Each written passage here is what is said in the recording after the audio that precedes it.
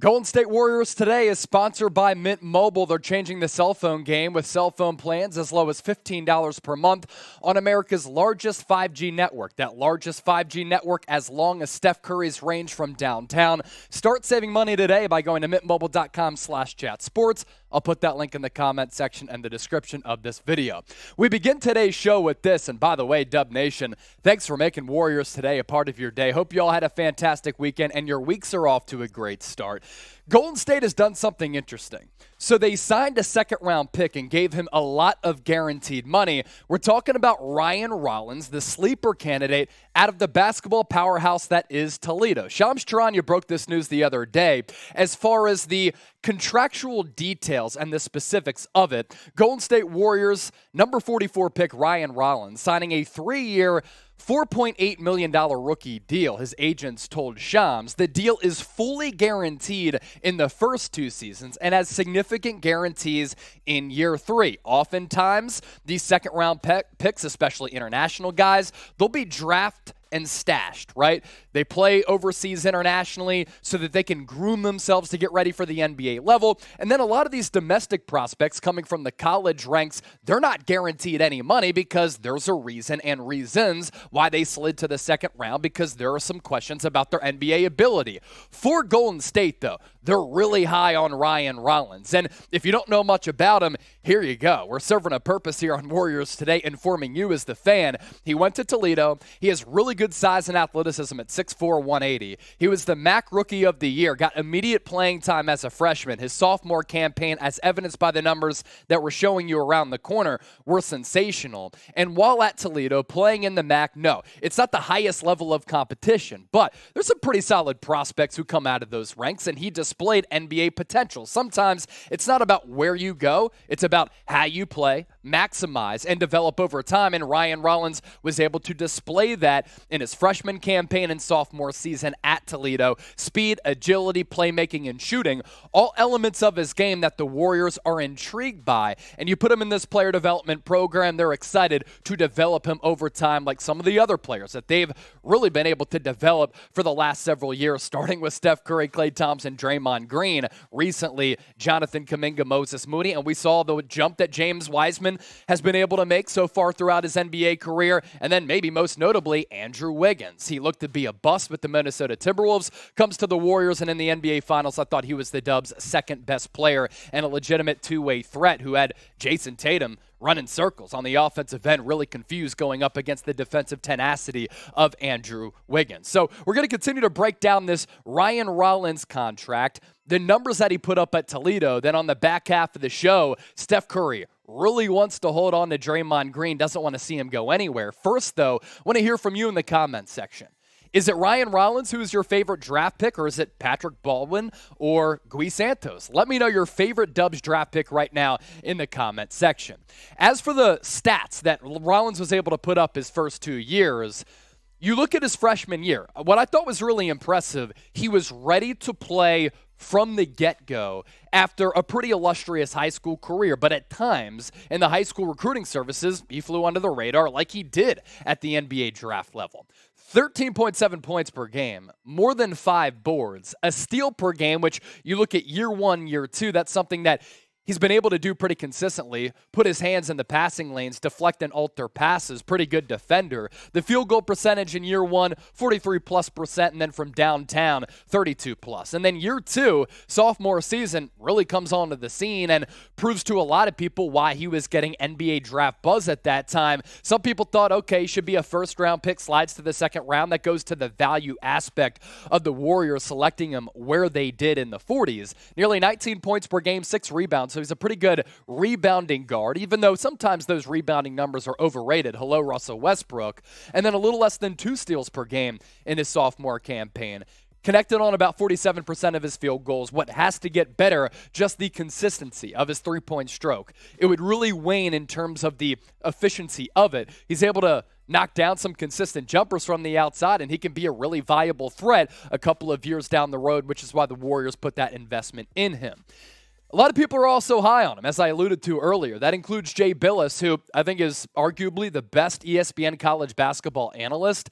He was asked about Ryan Rollins by NBC Sports Bay Area and said flat out, I love this pick. He has size, length, handles it, and a terrific pick-and-roll score, a mid-range marksman that shoots 80% from the free throw line, rebounds his position, and he's a really active defender. This is a terrific pick in the second round. He went on to say that he thinks that Rollins can become a good player. And oftentimes, I always like to, when it comes to a prospect shooting ability, look at the free throw stroke, look at the free throw form, and look at the numbers there.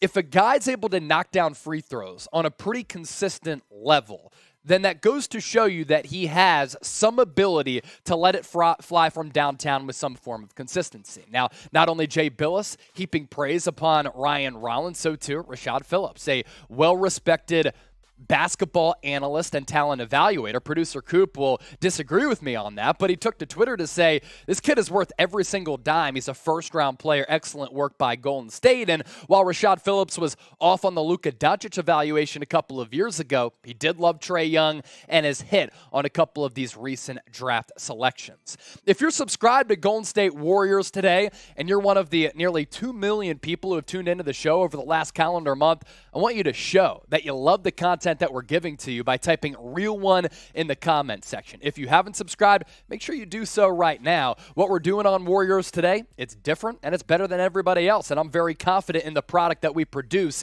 Year-round Dubs coverage. News, rumors, breaking news. We provide you everything that you need on a year-round basis. Informative and consistent analysis. Everything that we push out is 100% free, and we have a large Dub Nation family here at Chat Sports of nearly 45,000 subs. How quickly can we get to that number? Hit that red sub button down below for the best Warriors coverage on YouTube. Coming up next on the show, we know that these Draymond Green trade rumors are swirling out there after that report from Marcus Thompson and Anthony Slater on The Athletic. Draymond eligible to receive a contract extension with August underway. I believe the official date is August 3rd. But according to that reporting on The Athletic, the Warriors have no plans of giving Draymond Green the max contract that he desires. But we'll talk about how one particular star would react if the Warriors don't bring back Draymond Green. First, though, today's show, as I mentioned off the top, sponsored by Mint Mobile, changing the cell phone game with affordable plans on a monthly basis at $15 per month. If you go to mintmobile.com/chatsports, you can start saving money today. What's really cool is that you don't have to change your physical phone. You'll be able to just continue your service seamlessly, even though you're switching cell phone carriers, which sometimes can be a daunting task. Unlimited talk and text, America's largest 5G network, and it's a cell phone company owned by the famous actor Ryan Reynolds. We know that he has a large encyclopedic knowledge of everybody in his phone contacts, and he didn't have to change his number when he made the switch. You don't either. MintMobile.com/chatsports. Save money today in a period when a lot of people are trying to cut costs with Mint Mobile today.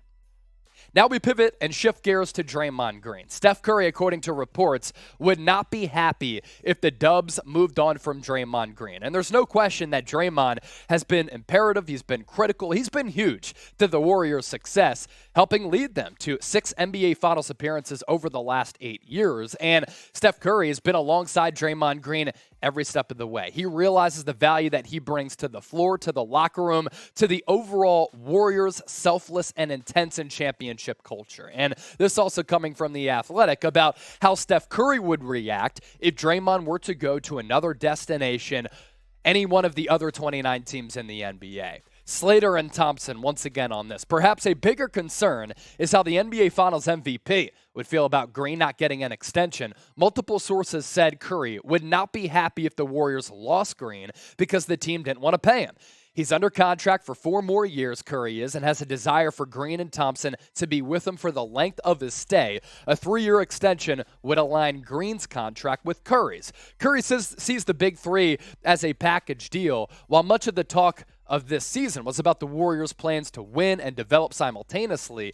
It isn't lost on the veteran core how that plan disappeared in the postseason. It was all on them again with the help of some critical vets. And that's exactly what we saw come to fruition throughout the Warriors' playoff run. You didn't see a lot of Jonathan Kuminga. You didn't see a lot of Moses Moody. James Wiseman didn't even play because he was injured.